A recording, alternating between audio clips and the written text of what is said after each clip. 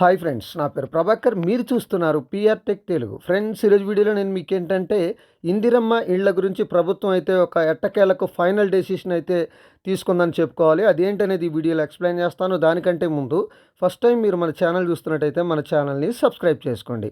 Friends, Indiramma ఇళ్ల గురించి గ్రామ సభల దగ్గర కావచ్చు, లేకపోతే లిస్టు రిలీజ్ అయిన తర్వాత కొంతమంది పేర్లు రాక కావచ్చు, ఇలాగా చాలా ఇబ్బందులు వచ్చినాయి అన్నట్టు. చాలామంది ఇబ్బంది పడ్డారు. మా పేర్లు రావట్లేదంటే కొన్నిసార్లు గొడవలు పెట్టుకున్నారు. ఇలా జరగటం జరిగింది.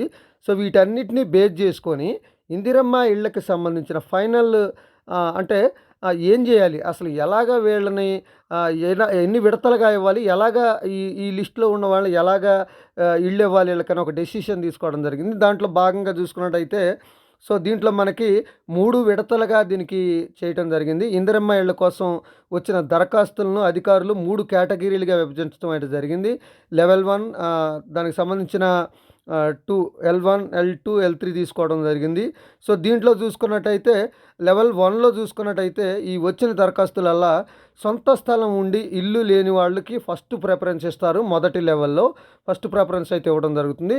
ఇక రెండో లెవెల్ వచ్చేసి సో ఎవరైతే ఈ సొంత స్థలం ఉండి ఇల్లు కట్టుకోలేని వాళ్ళు ఉన్నారో వాళ్ళకి ఫస్ట్ విడత అయిపోయిన తర్వాత రెండో విడతలో స్థలం, ఇల్లు రెండూ లేని వాళ్ళ కోసం అయితే ప్రభుత్వం అయితే ఒక మంచి నిర్ణయం అయితే తీసుకోవడం జరిగింది. స్థలం, ఇల్లు రెండూ లేని వాళ్ళకి సో స్థలం ఇచ్చేసి ఇల్లు అనేది కట్టించేవటం అయితే జరుగుతుందంట. ఇది రెండో లెవెల్ అన్నట్టు.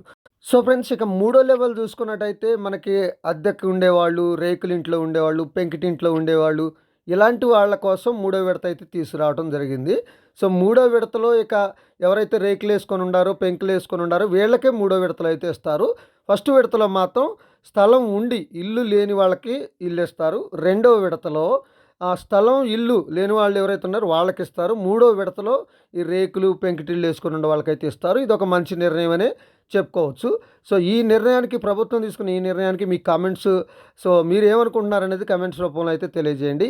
సో ఇది ఫ్రెండ్స్, ఈ వీడియో కనుక మీకు నచ్చితే లైక్ చేయండి, షేర్ చేయండి, కింద కామెంట్లో రాయండి. Thank you.